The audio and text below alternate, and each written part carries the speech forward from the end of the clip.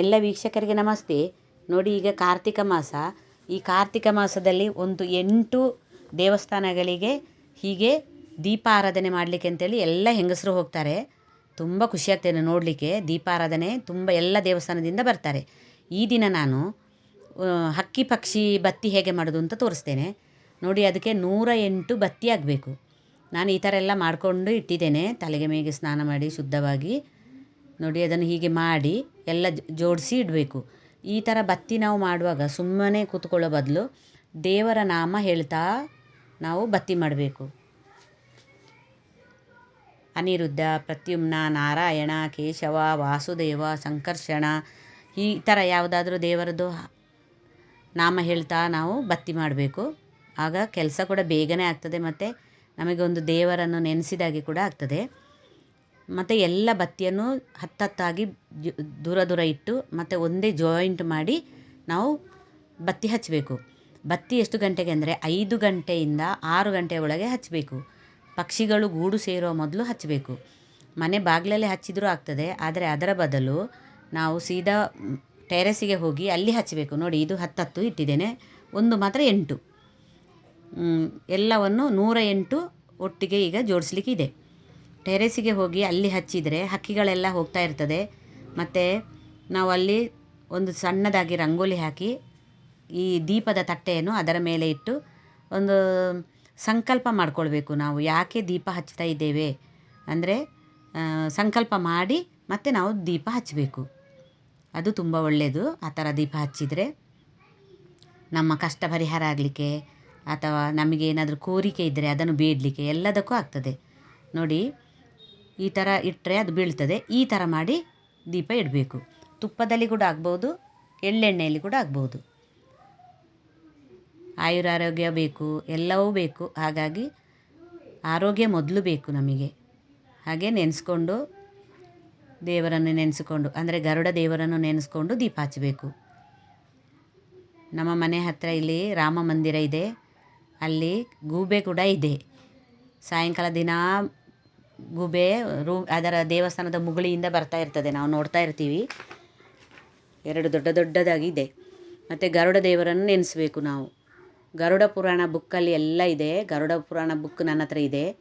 ನಾನು ಅದರಲ್ಲಿ ಒಂದು 10-15 ಅಧ್ಯಾಯ ಓದಿದ್ದೇನೆ. ಇನ್ನೂ ಓದಲಿಕ್ಕೆ ಇದೆ.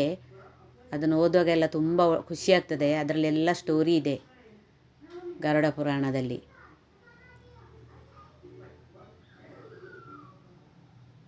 ವಿಷ್ಣುವಿನ ವಾಹನ ಗರುಡ ದೇವರಲ್ವ, ಹಾಗಾಗಿ ನಾವು ಗರುಡ ದೇವರನ್ನು ನೆನೆಸ್ಕೊಂಡು ದೀಪ ಹಚ್ಚಬೇಕು. ನೋಡಿ, ನಾನೀಗ ಒಂದು ರಂಗೋಲಿ ಹೇಗೆ ಹಾಕೋದು ತೋರಿಸ್ತೇನೆ. ಇದು ಕಾರ್ತಿಕ ಮಾಸದ ಮಂಗಳವಾರ ಶುಕ್ರವಾರ ಹಾಕುವಂತಹ ರಂಗೋಲಿ. ಇದು ಲಕ್ಷ್ಮೀ ಕುಬೇರ ರಂಗೋಲಿ ಕೂಡ ಹೇಳ್ಬೋದು, ಅಥವಾ ಬರೇ ಲಕ್ಷ್ಮೀ ರಂಗೋಲಿ ಕೂಡ ಹೇಳ್ಬೋದು. ಇದು ಹಾಕಿದರೆ ತುಂಬ ಒಳ್ಳೆಯದು ಮನೆಗೆ. ತುಂಬ ಸುಲಭ ಕೂಡ. ನೋಡಿ, ಈ ಥರ 4 ಅಡ್ಡಗೆರೆ 4 ಉದ್ದಗೆರೆ ಎಳೆದರೆ ಆಯಿತು.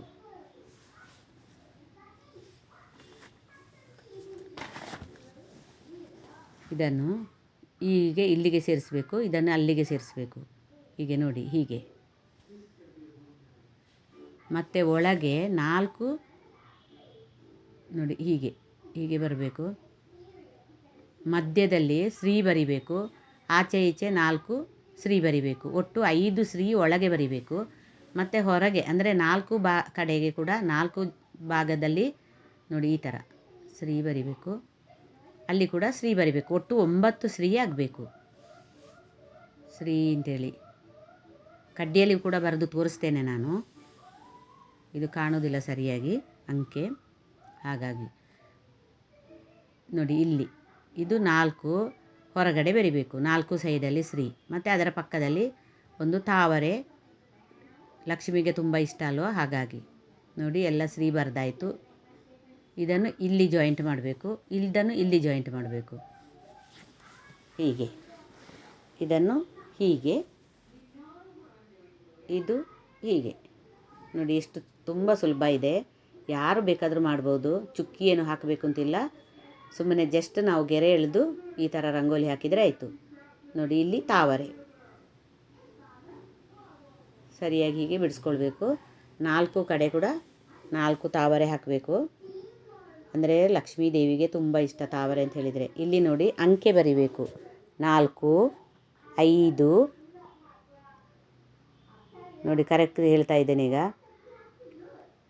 4, 5, 7, 2, 1, 8, 3, 6 ಇದು ಮಾತ್ರ ಕರೆಕ್ಟ್ ಬರಿಬೇಕು. ಒಂದು ಬುಕ್ಕಲ್ಲಿ ಬರೆದಿಟ್ಕೊಳ್ಬೇಕು, ಯಾಕಂದರೆ ಅಂಕೆ ಆಚೆ ಈಚೆ ಆಗಬಾರ್ದು, ಮರ್ತು ಹೋಗಬಾರ್ದಲ್ಲ. ಹಾಗಾಗಿ ಒಂದು ಬುಕ್ಕಲ್ಲಿ ಬರ್ಕೊಂಡು ಅದನ್ನು ರಂಗೋಲಿ ಹಾಕುವಾಗ ನೋಡಿಕೊಂಡು ಮಾಡಿದರೆ ಆಯಿತು. ಇಲ್ಲಿ ಶಂಖ ಮತ್ತು ಚಕ್ರ ಬರಿಬೇಕು ನೋಡಿ ಈ ಥರ.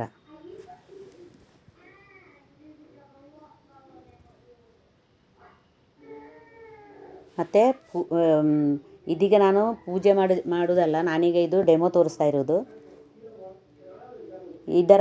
ಇದಕ್ಕೆ ಮಧ್ಯದಲ್ಲೆಲ್ಲ ಅರಶಿನ ಕುಂಕುಮ ಹೂವೆಲ್ಲ ಏರಿಸಬೇಕು. ನಂತರ ಮಧ್ಯದಲ್ಲಿ ಒಂದು ಬಟ್ಲಲ್ಲಿ ಬೆಳ್ತಿಗೆ ಅಕ್ಕಿ, ಅಂದರೆ ಒಳ್ಳೆ ಬೆಳ್ತಿಗೆ ಅಕ್ಕಿ ಮತ್ತು ₹1 ಕಾಯಿನ್ ಹಾಕಿ ಇಡಬೇಕು. ಅದು ಶುಕ್ರವಾರ ಮಂಗಳವಾರ ಪೂಜೆ ಮಾಡುವಾಗ ಬೇರೆ ಬೇರೆ ಇಡಬೇಕು, ಅದನ್ನೇ ಅಕ್ಕಿ ಇಡಬಾರ್ದು. ನಾಣ್ಯ ಮಾತ್ರ ಅದೇ ಇಟ್ಟರೂ ತೊಂದರೆ ಇಲ್ಲ, ಅಕ್ಕಿ ಮಾತ್ರ ಬೇರೆ ಬೇರೆ ಆಗಬೇಕು. ಆ ಅಕ್ಕಿಯನ್ನು ನಾವು 1 ತಿಂಗಳಾದ ಮೇಲೆ, ಕಾರ್ತಿಕ ಮಾಸ 1 ತಿಂಗಳಾದ ಮೇಲೆ ಅದನ್ನು ತಗೊಂಡೋಗಿ ದೇವಸ್ಥಾನಕ್ಕೆ ಕೊಡಬೇಕು.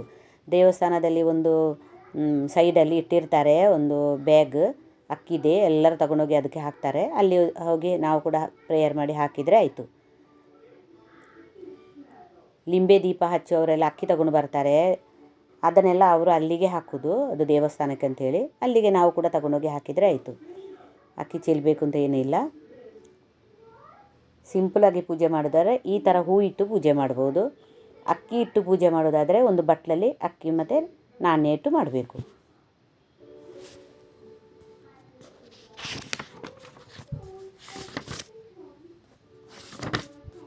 ಮತ್ತು ಇದಕ್ಕೆ ಲಕ್ಷ್ಮೀ ಸ್ತೋತ್ರ ಕೂಡ ಇದೆ. ಶುಕ್ರವಾರ ಮಂಗಳವಾರ ಮಾಡೋದಾದರೆ ದೇವರ ಸ್ತೋತ್ರ ಕೂಡ ಹೇಳ್ಕೊಂಡು ಮಾಡಬಹುದು. ಭುಜವಾಸಿನಿ ವಿಳಾಸಿನಿ ಚಂಡಂ ಚ ತೇಜಸ್ವಿನಿ ಯಾ ರಕ್ತರುಧಿರಾಂಬರಸಖೇ ಯಾ ಶ್ರೀಮನೋಲ್ಲಾದಿನಿ ಯಾ ರತ್ನಾಕರ ಮಂಥನ ಪ್ರಗಂಟಿತ ವಿಷ್ಣು ಸಯಗೇಹಿನಿ ಸಾಮ ಪಾತು ಮನೋರಮಾ ಭಗವತಿ ಲಕ್ಷ್ಮೀ ಸಪದ್ಮಾವತಿ. ಅಕ್ಕಿ ಮಾತ್ರ ಸ್ವಲ್ಪ ಜಾಸ್ತಿ ಇಡಬೇಕು, ನಾನು ಸ್ವಲ್ಪ ಬಿಟ್ಟದ್ದು. ಧನ್ಯವಾದ.